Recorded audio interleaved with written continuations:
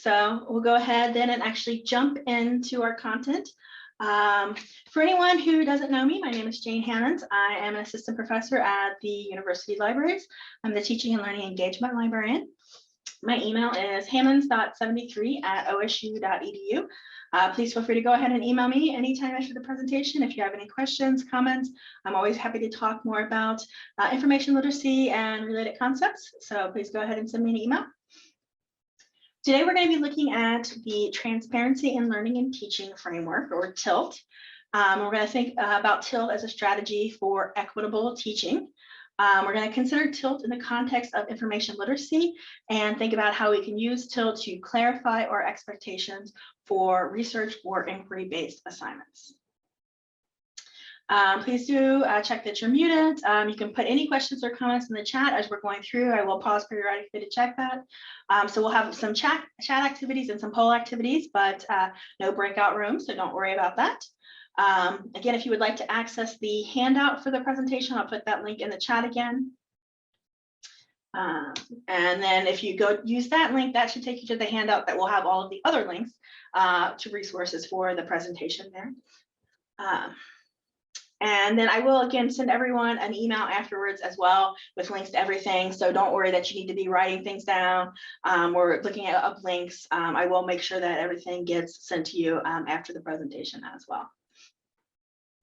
To get us started thinking about TILT, I would like to begin with just a quick poll to get to know how familiar you are with this concept and whether it's something that you have ever used before. So I'm going to launch a quick Zoom poll here, and then we'll give everyone a little bit of time to respond. So hopefully everyone is seeing the poll. So the first question is basically just, are you familiar with the TILT framework? And then if you are familiar with it, you can go ahead and answer that second question as well. Whether or not you've actually used it, thinking about either creating or revising assignment instructions. So we'll give it 10 more seconds or so. And again, if you don't feel comfortable responding, that's okay as well.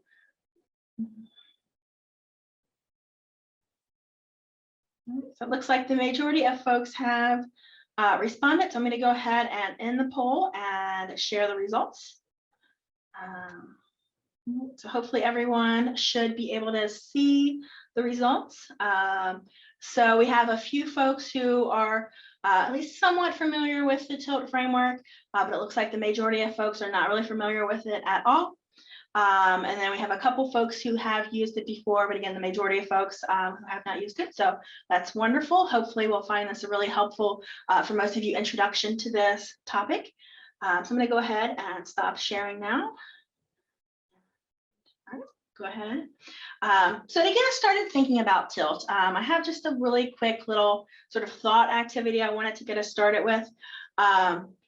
And so if you're comfortable in the chat, go ahead and just write a very quick sort of description of what you would consider to be a scholarly source, or at least one or two of the characteristics of a scholarly source. If you don't feel like writing a full sentence, some of the things that would indicate to you that a source would be a scholarly source. So if you feel comfortable responding to that, go ahead and write a few responses in the chat, and we'll check that out.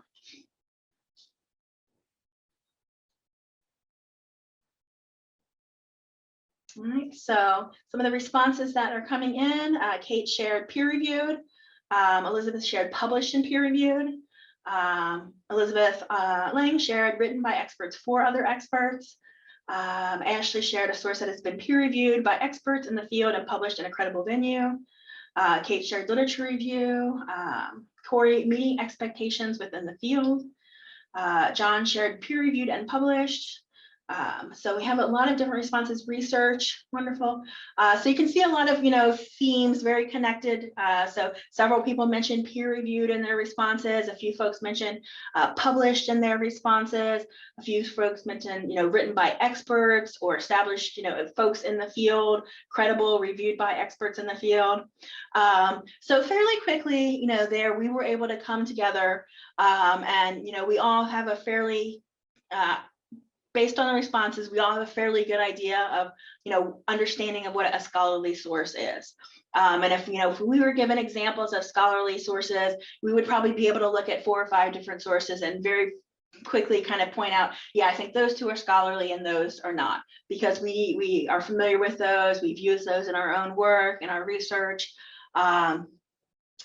However, is this something that if we did the same activity with students, how many of them would be able to easily define what a scholarly source is? How many of them would be able to identify right off the characteristics of scholarly sources?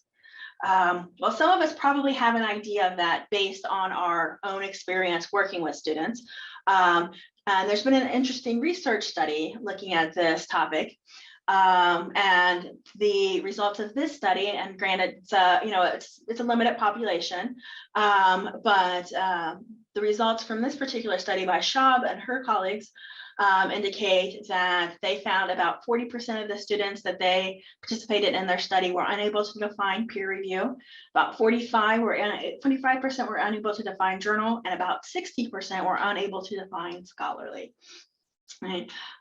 So these are terms that we use fairly frequently when we're explaining to students what we want them to do, how we want them to go about their research or inquiry-based projects, the kind of topics that the kind of sources that we often want them to use.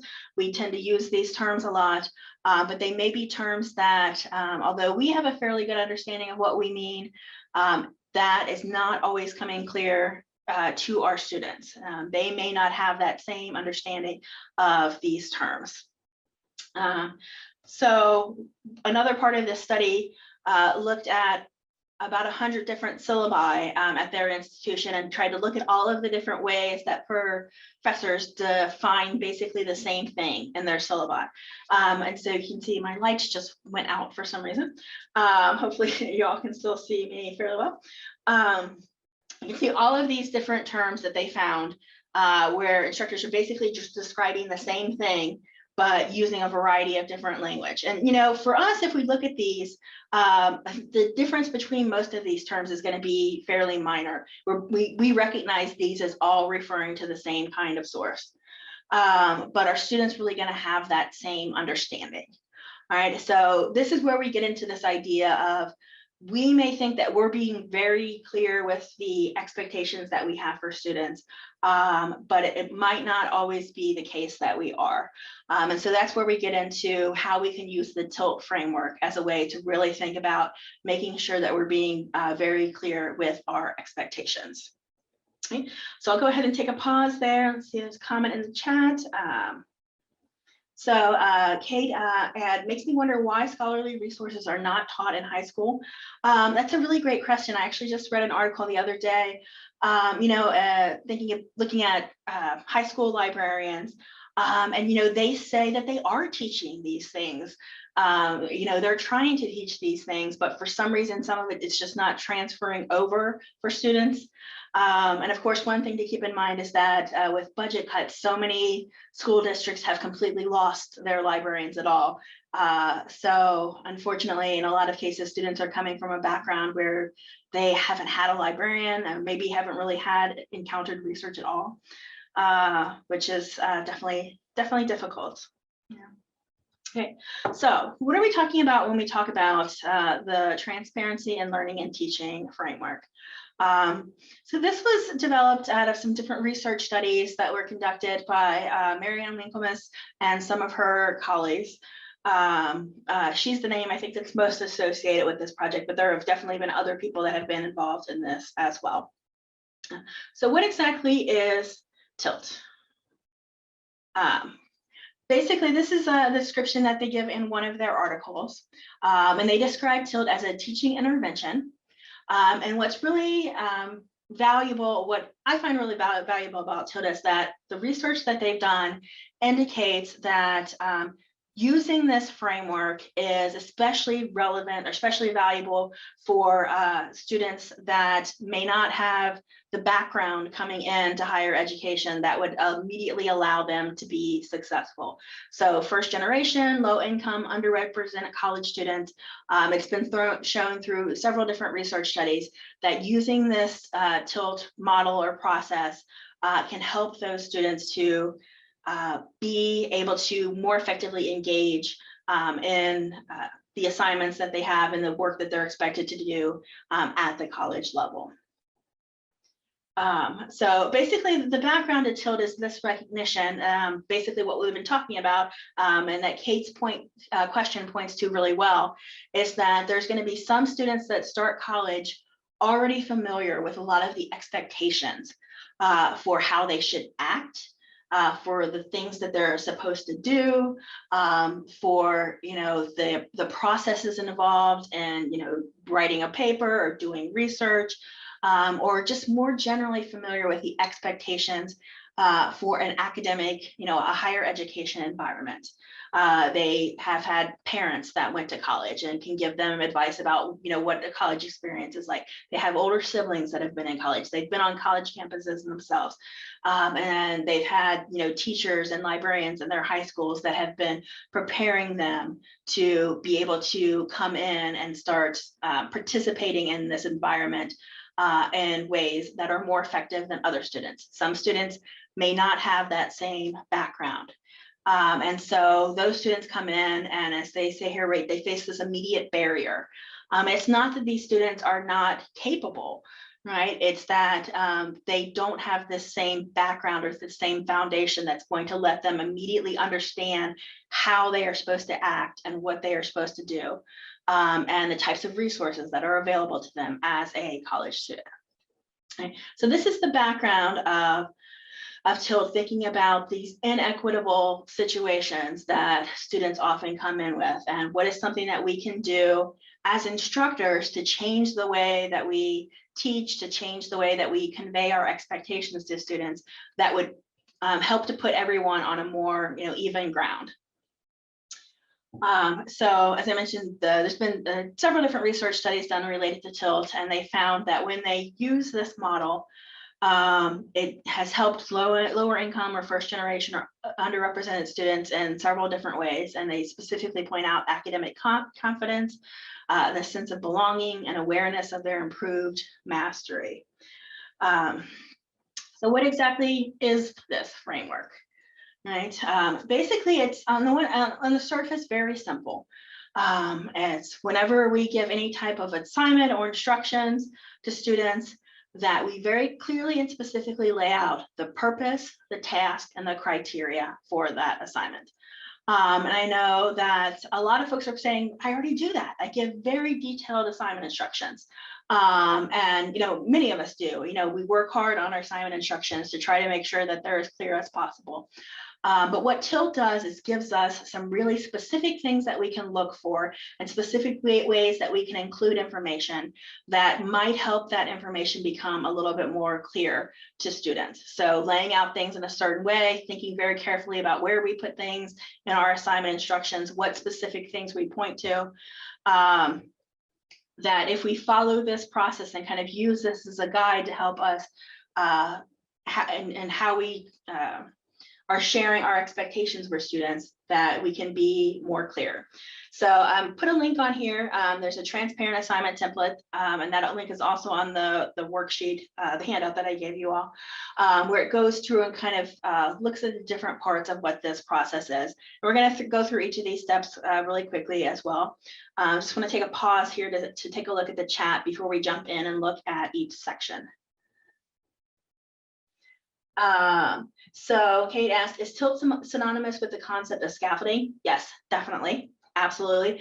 One of the parts we'll talk about is making sure that students are aware step by step of what they need to be doing.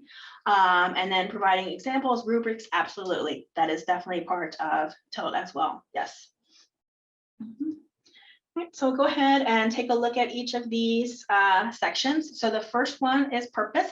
I'm going to go ahead, and this is a very short video clip. I'm going to go ahead and let Mary Ann Winklemas explain the this first step here, and hopefully everyone can hear it. If you can't, just go ahead and put a note in the chat. Go ahead and play this. When we ask teachers to be a little more transparent about academic work, all we ask them to do is to discuss with students ahead of time, before the students do the work, 3 aspects of the work: the purpose, the task, and the criteria. The purpose has 2 parts, really. What skills will the students practice from doing this assignment? And what knowledge will they gain from working on this particular assignment? And we ask the teachers to talk with students not just about the skills and the knowledge as they pertain to that one assignment, but how does that set of skills and that piece of knowledge relate to the students' real lives? Okay, so that is the first step then, the purpose. So explaining to students what skills they will be learning or practicing, what knowledge they will be gaining, and making sure that that is very clearly connected to the course learning outcomes or their major learning outcomes, the institution learning goals, and their own particular lives, how that might benefit them. And that could be, you know, in this class, this will benefit you in this way. But making those factors really clear to students of why they are doing this assignment, why, what they will get out of that assignment. Let's see. The next step is task. So again, I'll go ahead and let Marianne Winklemas describe this section. The next thing we ask teachers and students to talk about ahead of time, before the students start doing any work, is the task. That's fairly simple. It's just, what do the teachers expect students to do, and how should they do it? And to provide some direction about this helps students produce higher quality work, because they waste less time figuring out how, and instead focusing on the task at hand. Okay, then, so step 2, task. What do the students need to do, and what order do they need to do it? What are the things that they should not do? So if you had examples before when you know that students have gotten distracted and gone off in the wrong direction, point out up front, here's what I don't want you to do, and here's what I do want you to do, so that they can use their time more efficiently, and they're not spending their time figuring out what they need to do. They can jump in and start doing what they need to do. And then let's see, oh, sorry, did not mean to do that. We're going to go from current slide. All right. Then the third part is criteria. So one more quick video. The last thing we want teachers and students to talk about explicitly together before the students start working is criteria. We ask for the teachers and students to come up with some sort of a checklist of expectations. But that's not enough. In addition to that, we want for students to see examples of what work looks like when it meets those expectations, and sometimes when it doesn't. So there we have our third area, criteria. So making sure that students are clear what the finished product will look like, what good work looks like, what less good work looks like, and what the most important things that you will be looking for when you determine their grade. And that's where you get to the point, Kate, of a rubric is one example of how you can do this. So it's very clear to students what is going to count and how much things are going to count for, so they know where to focus their attention the most. Right. So just wanted to look at a couple of examples, and these are shared on the Tilt Higher Ed website, of folks who have redesigned assignment instructions using this Tilt framework. And so you can see this is the before example, and this person was already doing a lot of the things, right? You can see that they have in that opening paragraph, here's how the papers are going to be graded. So they were already doing some of these things that is in the Tilt framework. But one of the things that I want to point out on this example is something that we see a lot in handout examples, thinking about how students know what is most important in the assignment. If you read this first paragraph, the first thing that really gets emphasized is the formatting for the paper. Right, so that it needs to be double spaced, 12-point font, right, a title at the top of the page. And you see this a lot in assignment instructions, where that's sort of one of the most important things, it seems like, that the instructor emphasizes first. And so it's really understandable in a lot of cases why students might hone in on that and think, oh, if I really got to get the formatting right, that's going to be something that's going to be really heavily graded on. And maybe, don't see other areas as being as important. So that's one of the recommendations that I want to make is, thinking really carefully about where you put those formatting instructions and how important that seems in the overall, criteria for how that assignment is going to be graded. There's been some research that, that looks at students who, when they struggle to understand their instructor's expectations, they hone on those things that they can understand. And things like that are very simple that they can understand. And so they might spend a lot of time trying to format their paper correctly rather than focusing on the content itself. So I wanted to point out, so here's the example of what the before looks like. And then, so here's the example of what the after looks like that has been revised to follow the transparent framework.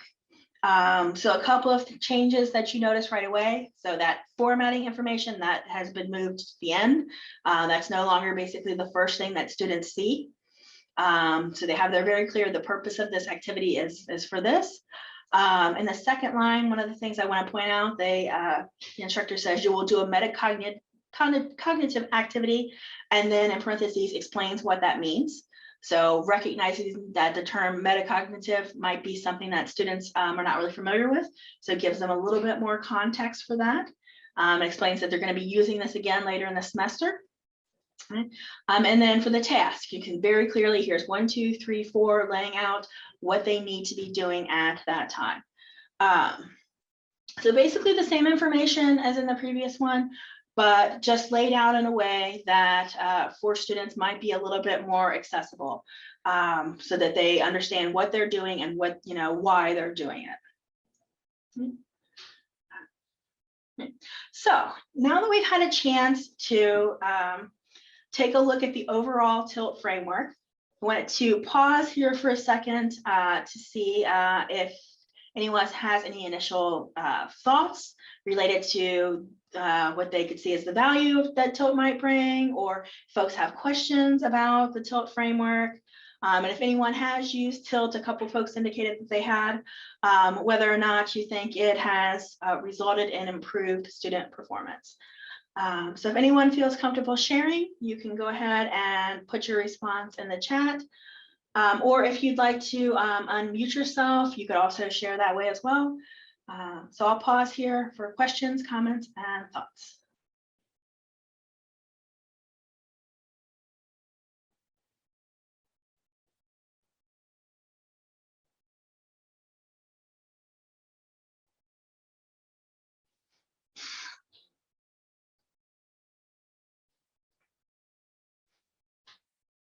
So Brian shared, TILT can be helpful, but there are times that the students need to learn how to deal with the ambiguity. Yes, that is a great point, Brian.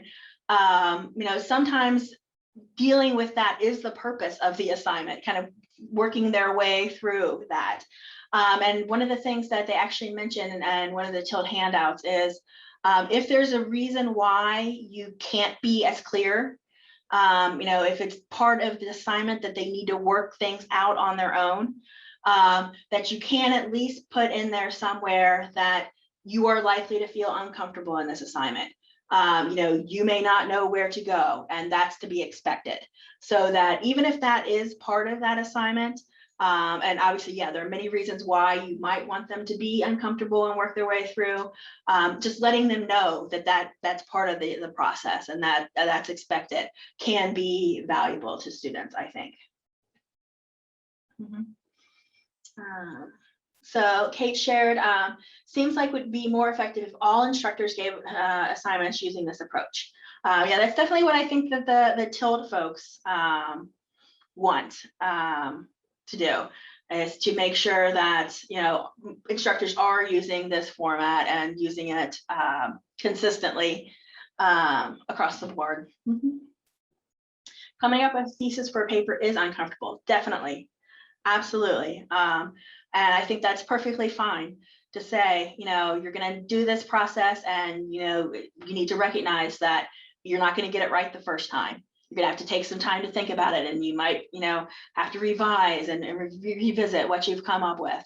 And, I think that's wonderful and great, as long as students are aware that they're supposed to be feeling like that. I think would be fine within the TILT framework.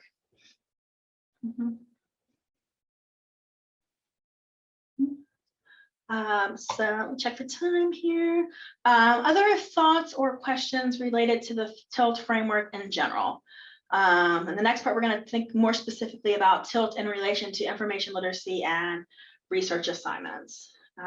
So any additional questions or thoughts come up, please go ahead and continue to put those in the chat, and then we'll move into our next section here.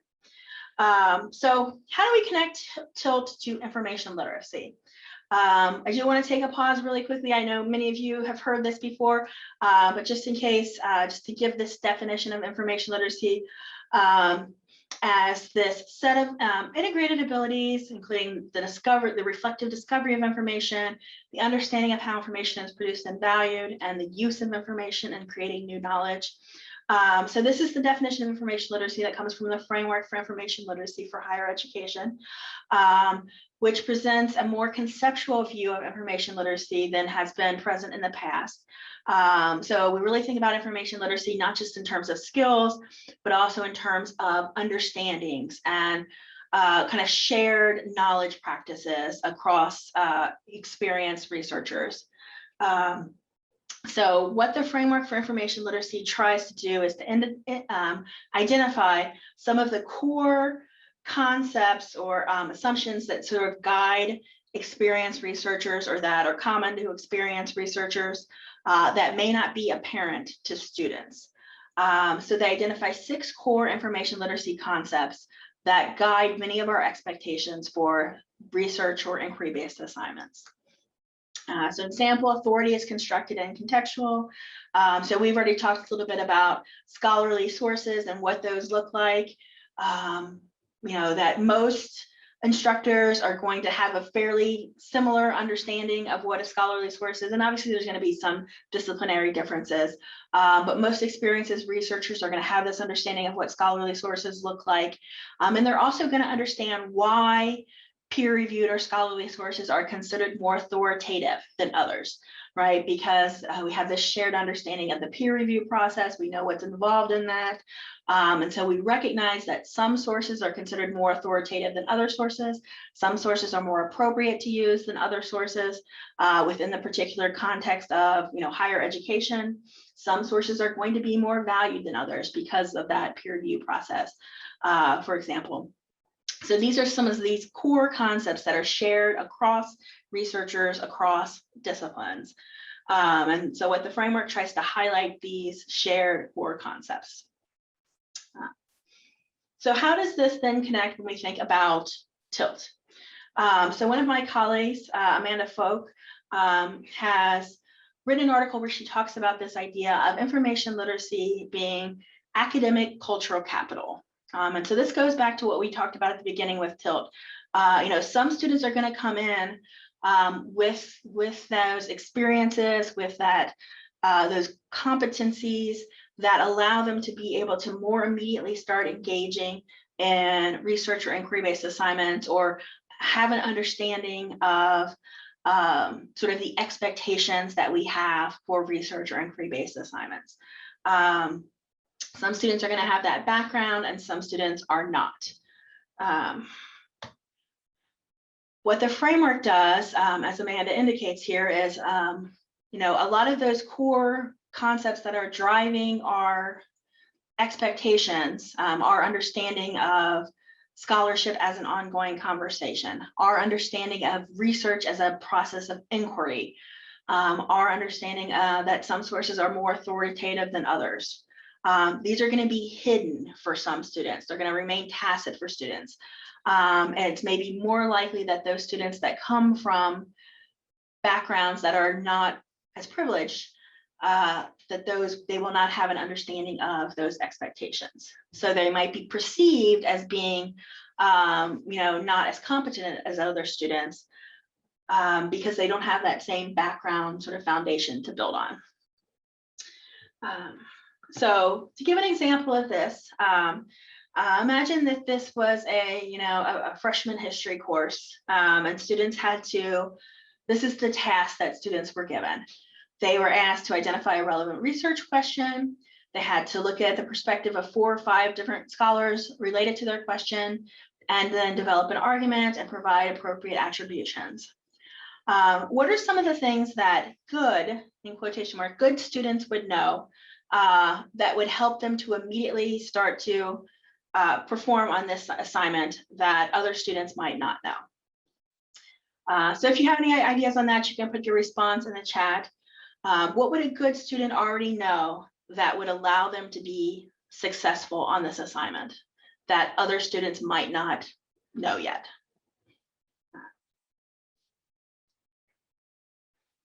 So Kate and Elizabeth showed care, right? So knowing how to develop a research question, how to identify a research question.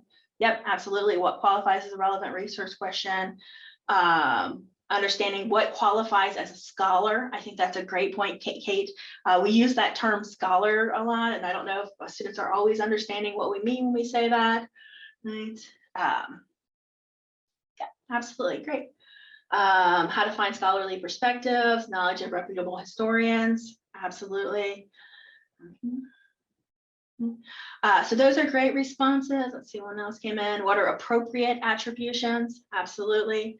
Yeah, so how to argue, how to argument scholars present and how to justify their evidence, attributions, right, means citations. Yeah, even understanding that those points. Those are all great responses. So yeah, students would know coming in. Some students are going to know what a research question is, or at least they'll know that research is sort of a inquiry guided process, right? They'll know where to at least to go to start locating those perspectives that they need to talk about. They'll know, when citations are required. They'll know what a citation is, what an appropriate attribution might be, and obviously there may be things that they need to learn that are specific to that discipline. But they'll have some background in some of these topics or in some of these areas that will allow them to immediately start engaging with this assignment in different ways. Right. And beyond, again, specific skills, they might at least have some understanding of this idea of research as this process of inquiry, that it's not about compiling information, but it's about analyzing and interpreting. So knowing that analysis or interpretation or argument is expected in the papers that they provide is not something that all students come in with, right? Understanding this idea that who scholars are, as I think Kate pointed out, but also, this idea that scholars are constantly engaging in these conversations through their work, understanding that citations are an expected part of academic research and the role that citations play for scholars.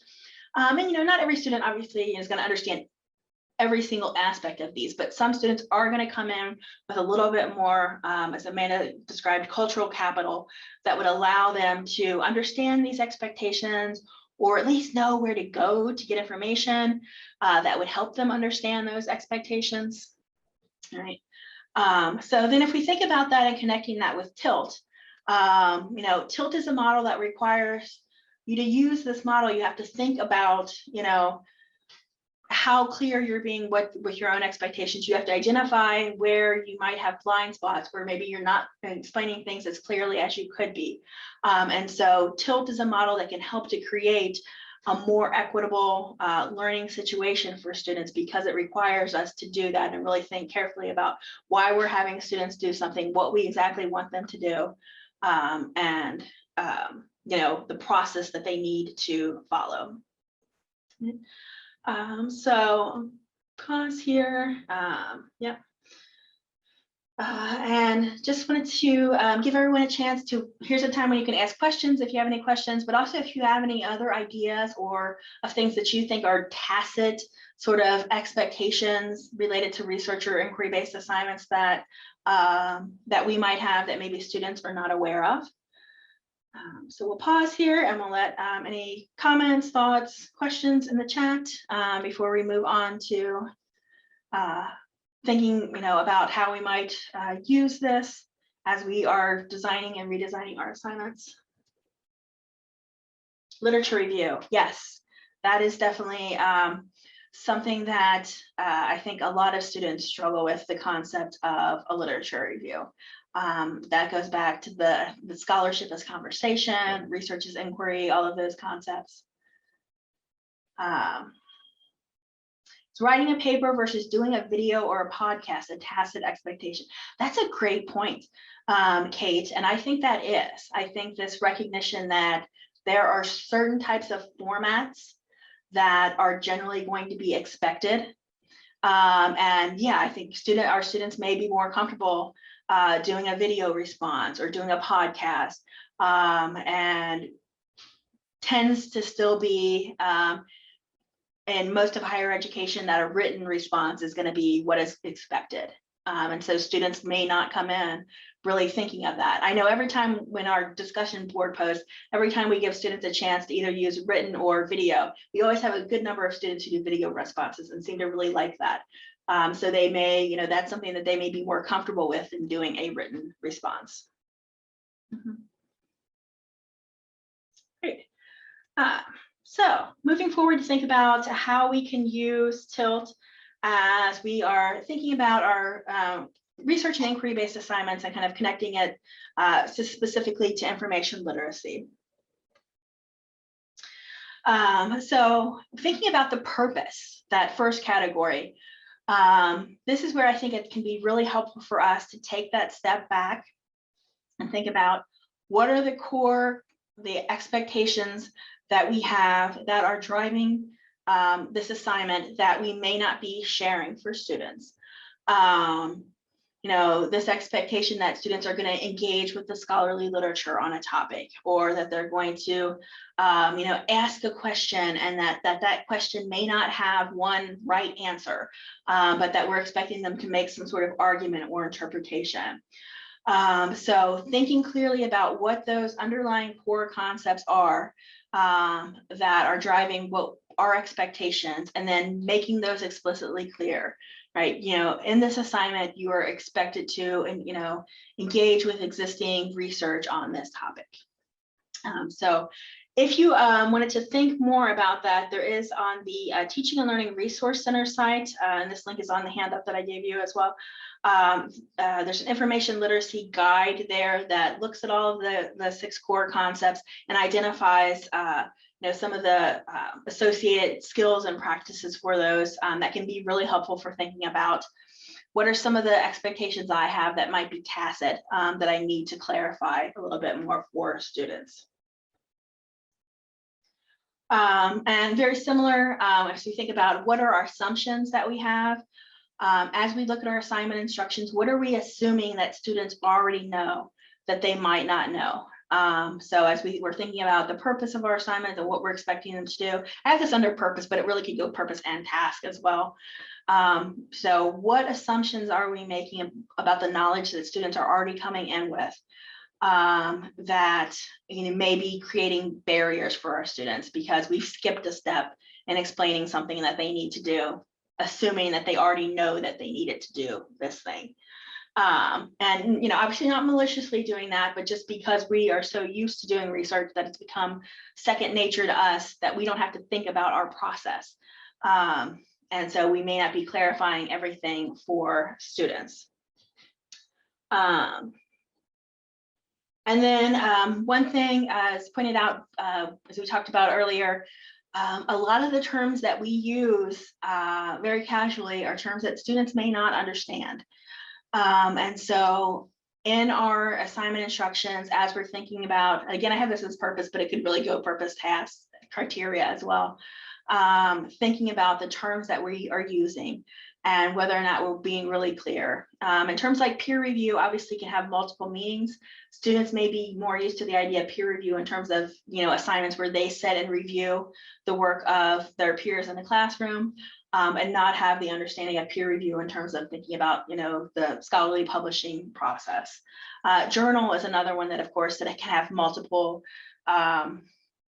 multiple understandings for students. And so the idea of at least in my experience, I don't know if anyone has this, the idea of an academic journal is something that is completely foreign to most students.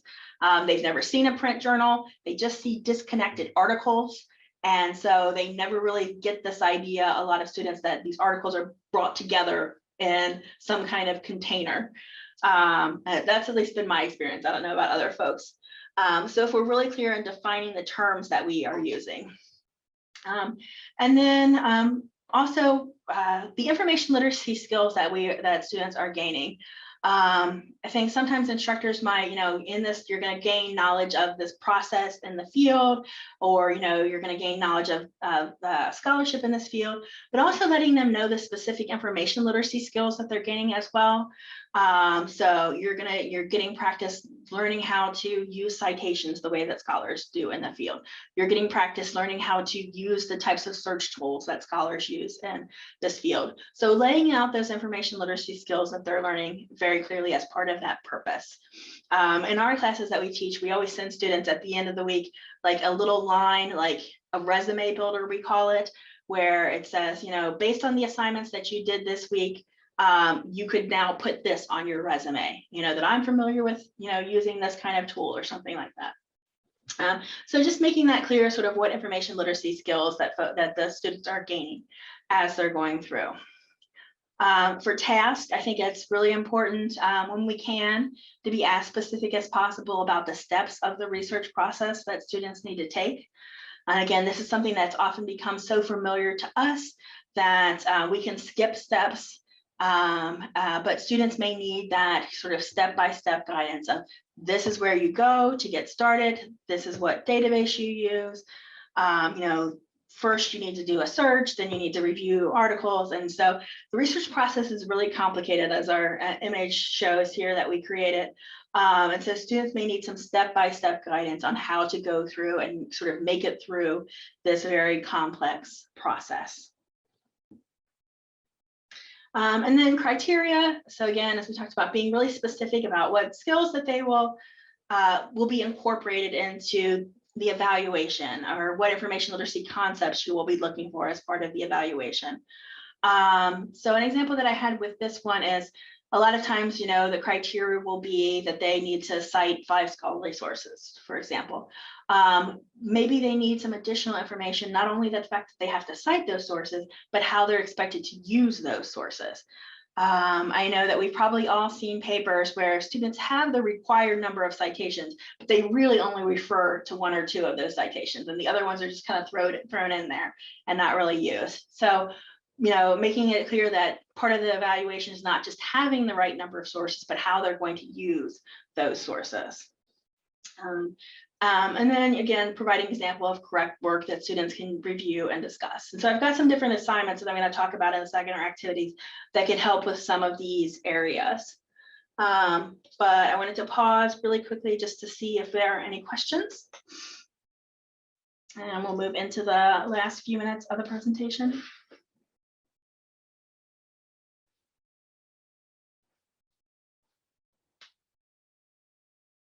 So we'll go ahead and jump forward. I wanted to share with you all that the TILT folks have developed a checklist that you can use as you're getting started with this process, that you can go through these questions and look at your own assignments and think about how you might revise those assignments. And the link to that is available on the shared handout, and I'll put that, I think, in the there we go. So put that into the chat one last time. So you should be able to use that link to go out to a shared document that will then have all of the other links, including the link to this transparent assignment checklist there as well. So one of the activities that you might do is one where you review your own assignment or assignments of others and consider how well they follow the TILT process. So I did provide, and I don't know if we're going to have time to do this. I don't think that we will. I did provide an example. We can just kind of maybe go out and really quickly look at this of an assignment that we use in one of our courses. So I'll take give you all just a minute to take a look through this assignment and think about how clearly or not clearly this assignment conveys the expectations to students. So I'll let y'all just take a look at this really quickly, thinking about what we've been talking about with TILT. And, you know, do you think that this is really clearly conveying expectations to students? Are there anything that you would change, anything that seems unclear to you that might need a little bit more explanation for students? So we'll let everyone just take a look at that really clearly and see in the context of TILT what we think about this assignment instructions. And I don't want to scroll too fast because I know it makes folks seasick. Oh, it definitely makes me. So we'll kind of, but I will scroll down a little bit so folks can kind of see the last part of the assignment here. And if you'd like me to scroll up or down, you can just let me know.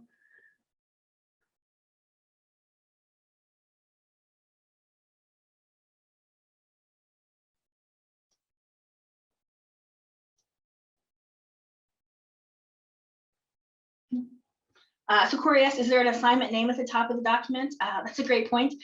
Since I copied this from Canvas, there is not, because the assignment name was like the header on Canvas. But yeah, if they had a print version of this assignment, then you would definitely want a name to be up there. Absolutely.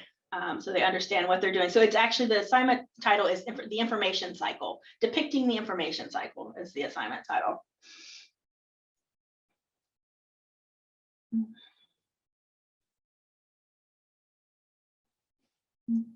Other thoughts that folks might have on how this assignment could be improved. Obviously, it has already at least partly been revised to include TILT, but any other thoughts that folks have on additional ways that this assignment might become more clear to students, or things that might be changed? So Brian shared it only gives link info for text, not for video or other options. So that is a great point, Brian. I wonder if we have that in the rubric. If we don't, that is something that we definitely need to go ahead and change so it's more clear what the expectations are for each type of response that they could give. Great point. Mm-hmm.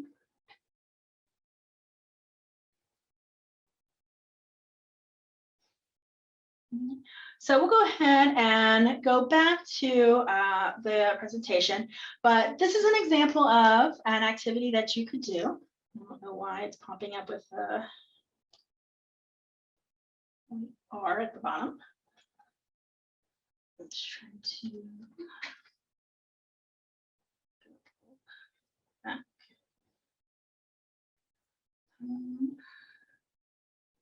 Very weird. For some reason, it doesn't want to go to the side, to the PowerPoint. All right. I don't know. Since we only got a couple minutes left, can folks still see the slides? I'm sorry about the weird formatting that's popped up here. I don't know why it's doing this really. All right, so at least we got a couple folks that can still see. We'll just go with this for now rather than trying to figure out what's going on here. So Kate added so much text. I go with a flow chart or graphic. That is a great point, Kate. And that's one of the things we struggle with so much. And especially our courses are all fully online and asynchronous. So our assignment instructions tend to be incredibly long and text heavy. And that's something that we've really struggled with. So I think that's a great idea to add some sort of visual element in there, some sort of flow chart or something that would be helpful. I love that idea. I'm going to try to incorporate that in the next time around. Thank you for that. So this is something that you could do with your own assignment, or if you can find a colleague, especially maybe a colleague outside of your own discipline, where you could review each other's assignments and think about how clear you're being and anything that might need to be changed. If possible, it's also great to get a student to review them before the class. We have for our classes like a student who's been hired as like a consult, who comes in and reviews all of our assignments to try to make sure that things are clear. So if you can do something like that, highly recommend. And then I just wanted to just to share a few examples of assignments. So you could do basically a very similar thing with students. After you give them the research assignment, do a quick activity with them where you have them read the assignment and then tell you what they think the purpose is. Tell you why they're completing that assignment, what they're going to get out of it. Tell you what they think that they're supposed to do. And so this will be a place for you to get feedback, on their understanding of the assignment, even after if it's been revised for TILT. You can do this activity with students just so that both sides are clear where there might be any misunderstandings, and you have a chance to give additional feedback to students. And then additional assignment examples. So they're just really quick activities that you can do that will allow students to get knowledge that they might not have that would be helpful. So if you have them use peer-reviewed assignments, even if it seems like most of the students understand what that is, you could still do a quick little assignment where students watch a video that explains what peer review is, and then you give them just a few examples of articles and let them identify the one that they think is peer reviewed. And something like that you can do in about 15 minutes, but it still might be helpful for all students to have that activity, just even the ones that are already familiar with peer review, just to kind of help in their minds identify, here's the types of sources that I need to be using for this assignment. Research questions we talked about, could be a real challenge for students. I put a link here to a couple of different assignments that you could use to help students identify what research questions is. So again, just giving them a few samples. Here's some sort of regular questions. Here's some examples of research questions, and let them identify which ones are which. Really quick activity, but helping students start to think a little bit about, what kinds of questions that they need to be asking. So those are just a few quick assignment examples or activities of things that you could do. So we've got like 3 minutes left. So I'm going to go ahead and stop sharing. Do want to just let everyone know we have additional workshops coming up. I'll send folks information about that, references and resources. And then we'll just go ahead and stop here for any last questions, comments, anything that folks would like to share. I'm going to stop sharing the screen so it doesn't look so weird. And we'll go ahead and let additional thoughts or comments. Kate shared, I like to have students help develop rubrics. It increases their understanding. I think that's a great idea. Yeah, if they're involved in the process of developing it, then they, that's when you can get the feedback of things that they're not getting, and they feel like they have a stake in the process. Absolutely, love that idea. Any additional thoughts, questions, or comments for our final couple of minutes?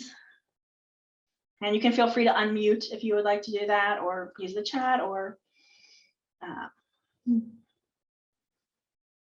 if you feel I'm done for the day, I've learned this now, that's fine as well, completely understand.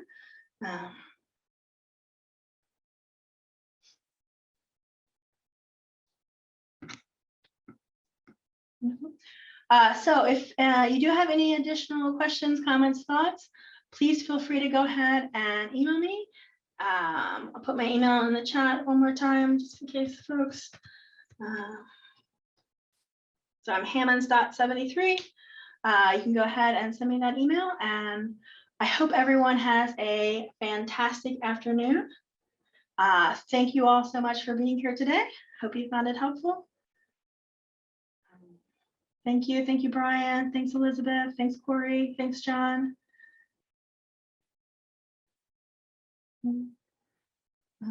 Thank you. Thank you, everyone. Bye.